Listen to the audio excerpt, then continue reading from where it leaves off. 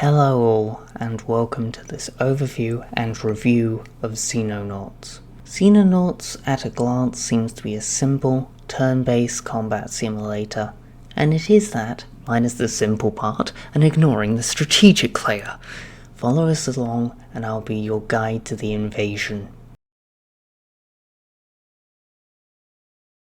Xenonauts is a game very much like the XCOM games by Microprose, and is widely considered their spiritual successor, as the official continuation of XCOM by Firaxis handles everything significantly differently, albeit with similar ideas. However, it seeks to tackle fundamental issues with the XCOM games, and also takes direct issue with how some systems worked in entirety. There's still an alien invasion. It starts small and gets bigger. The aliens can still establish bases, but do not start with one. Soldiers are equipped in the base instead of upon mission launch. The air combat is completely different though, and one of the best things about the game. Vehicles are much better, and so on and so forth, and I'll get more into this later.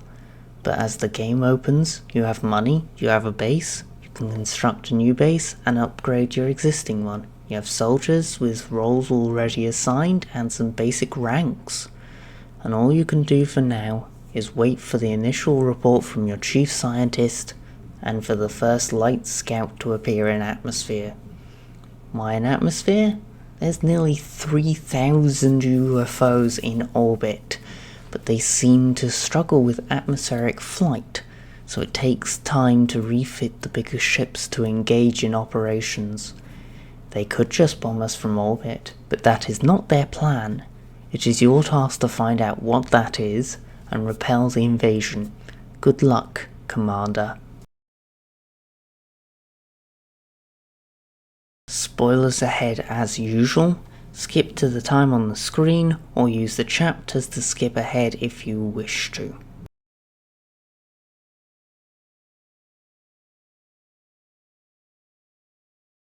The Iceland incident, as it was known, was humanity's first contact with aliens. I'll abridge this heavily. Some years ago, a UFO slammed into Iceland. NATO forces were deployed and fell under heavy fire from the aliens who had disembarked. The Soviets were informed and deployed forces to help. It was a slaughter, and slowly but surely they pushed them back to the UFO. Suddenly, the UFO exploded, conveniently leaving no trace of anyone involved among the lower ranks. It was covered up as a failed Soviet weapons system. In secret, NATO and the USSR continued to collaborate to found an organization for when the time arose, the Xenonauts. The invasion has finally arrived in September 1979, and it is your job to defend us all, as everyone else can't do anything effectively against the aliens besides airstrikes on downed targets and tactical nuking of cities that fall to terror attacks. It's quite gritty and dire in all honesty. There isn't too much story through the game besides your objectives giving you more information on the aliens, such as their organizational command, lowest tier being such as soldiers that are mindless drones that just accept orders, officers being a bit more like a local commander, and leaders being true controllers. Eventually you come to realize who the aliens are and what they want. They're part of a galactic empire, the only one, and consequently with no rivals to define themselves by, they have no name. What is going on is that a High Praetor has made a small power play, and said that they're going to conquer Earth as a symbol of their prowess. Your chief scientist manages to eventually figure out how to jam their FTL drives, which use a variation of pocket dimensions within a 20 light-year radius around Earth, which is quite the deterrent to not be able to mess with us again. The aliens have a contingency though. They intend to land a ship on Earth and unleash Reapers upon the planet. Feral parasitic beings, very much like the chrysalids in both of the XCOM series, to destroy all our population. You must board that ship, kill the High Praetor and the 2 generators aboard, and ideally, though not required, bounce out of there. And with that, you will have defeated the invasion.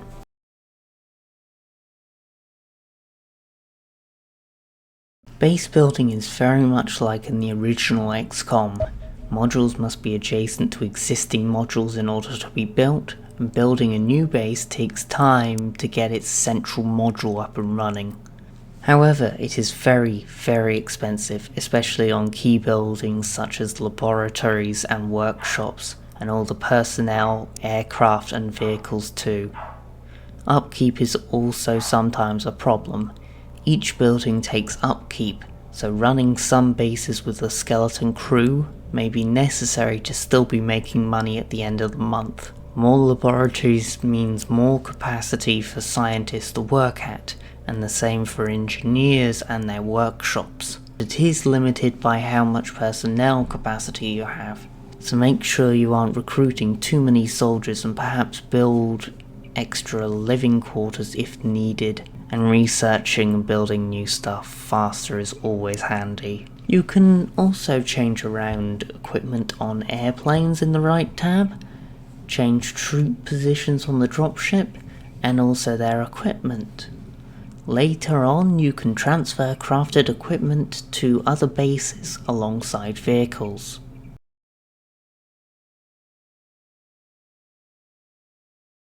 The main map shows what's currently happening. Time slowly passes at the lowest speed, and by the day per second at highest speeds. You will have reports pop up at the bottom, and events on the map to know where they are occurring if it's alien related. When a UFO enters direct radar range, you will be provided the information you have available about said UFO and the options to intercept, slow down to the slowest speed, or ignore it. Each UFO will be scheduled for a mission, and if they leave the atmosphere, they will be considered to have completed their missions, except in exceptional circumstances, those being construction, base attack, and terror. Research gives you events and harms relations. Scouting means the aliens are simply gaining information. Their efforts to harm relations can really suck, since it reduces the funding you get from that continent. You lose when you lose the support of 5 nations, due to them focusing on their own efforts to defend their country. Air superiority is the aliens contesting your dominance over the air, and any unlucky planes in the area, and ground attack, which is meant to harm your relations even more. Terror is a standard terror mission. The aliens deploy troops to try and kill everyone in sight. Bombing runs are exactly as they sound and can escalate into aerial terror sites. Construction aims to construct some sort of base on Earth. Supply runs resupply those bases once constructed, and base attack missions specifically target and try to find your base, which will trigger a base defense if your defense batteries fail to take them down. The UFOs that perform these missions come in 5 sizes: very small, small, medium, large, and massive. The aliens start out with only small and slowly gain capabilities over time. It is a race against time after all. Also, be aware, the aliens can intercept your interceptors and dropships whilst they are in flight if they're on the air superiority mission. The music here is quite muted, allowing you just to focus on the map.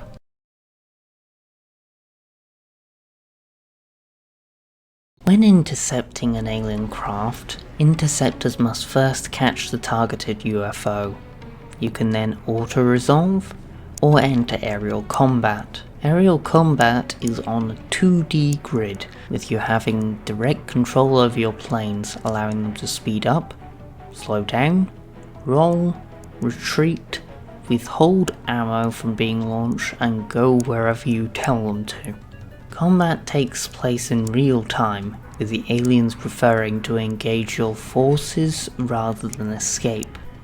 If a ship is escorted, you only have to take down the main ship for their mission to fail. You can also pause, so don't worry about needing the best reactions other than on your spacebar. Ships are crashed when they reach 0% hull or fuel, or destroyed when overkilled or the ship is a variant of alien fighter or bomber. Weapon ranges are displayed from the ships, with the longest typically being that of a missile or torpedo-like weapon. Although you can trade fire by attacking head-on, it is generally best to get the attention of the enemy and go out of their weapon ranges to attack them from the sides or behind for a much safer kill. If you crash a UFO when over land, you can either airstrike it and get pure money, or assault it for money, materials, and research opportunities. It is also possible to assault a landed UFO, though not airstrike it, and the mission will be with increased difficulty. Terror missions absolutely require you to assault them. Dropships have a limited capacity, so remember you can only load so many troops and vehicles, and remember to assign them, otherwise they will not be loaded. Reorganizing their deployment locations is recommended for better exiting of the vehicle. Music here is also some of the best in the game.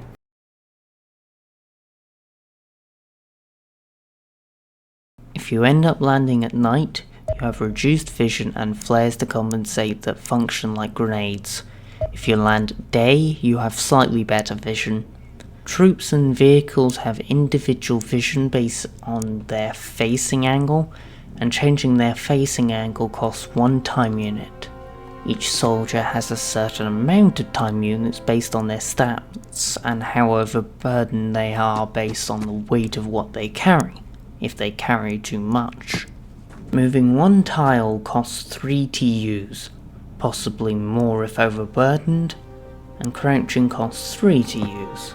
Firing any weapon also costs a large chunk of TUs alongside reloading based on the weapons equipped by that soldier and the type of shot selected. Any remaining TUs over an end turn can also be used as a reaction shot, with the highest value shot possible being used against the spotted enemy. Damage is rolled in a range and can potentially inflict bleeding, causing 5 HP loss every turn. Any unit dies when reaching 0 HP, though there is a lucky chance that one of your soldiers can be revived at the end of a successful mission. All soldiers dying is a loss, all soldiers leaving is also a loss, because you can get back on the dropship and just leave. Weapons have different effective ranges and different options for firing. Snap is the lowest accuracy, normal is standard accuracy, aimed is high accuracy, and burst is multiple snapshots in a row. Aliens play by the same rules you do, though their vision tends to be better and their scions can inflict morale penalties and conditions from across the map. You don't get access to psionics in this game. Regardless, morale is lowered when a soldier takes damage, a squad mate dies, or is on the receiving end of a psionic attack. Psionic attacks can cause berserk, panic, and break based on loss of morale, and they can also inflict unnerve, which prevents any reaction shots from that soldier, and also mind control. Berserk is a really problematic one, as the affected soldier will just unload their weapon into the nearest thing in sight. Mind control can be quite rare on the lower difficulties, but it's still something to watch out for. Stunning a soldier under mind control may be the best option available to you. Opening and closing doors also cost 6 TUs and is really easy to accidentally do.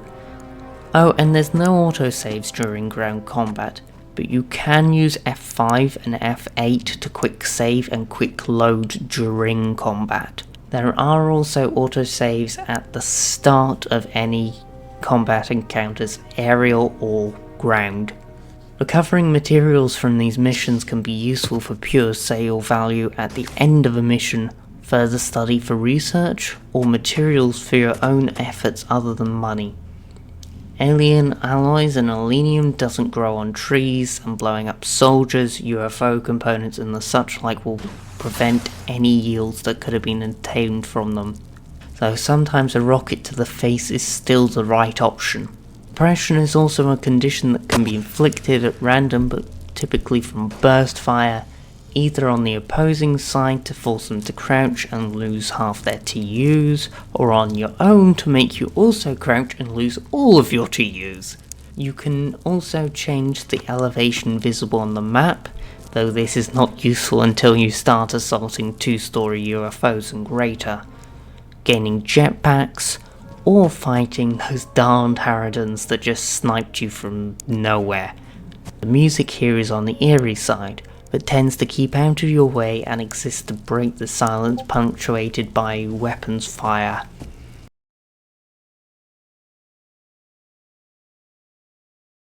Xenonauts does what it does well, and sticks to it, mainly giving you better versions of existing stuff to supplement your capabilities whilst introducing a little bit of new stuff every now and then. Progression is not the fastest, especially with the number of ground battles you'll be fighting, but it still feels like you're having an impact. It definitely takes time to learn, and only after I played XCOM UFO did I truly start to enjoy this game myself. There are minor issues, but nothing worthy of note. It's still a decent game, and so I give it a score of 7 out of 10. A good game, but lacking some flavour to not feel very samey as the game goes on.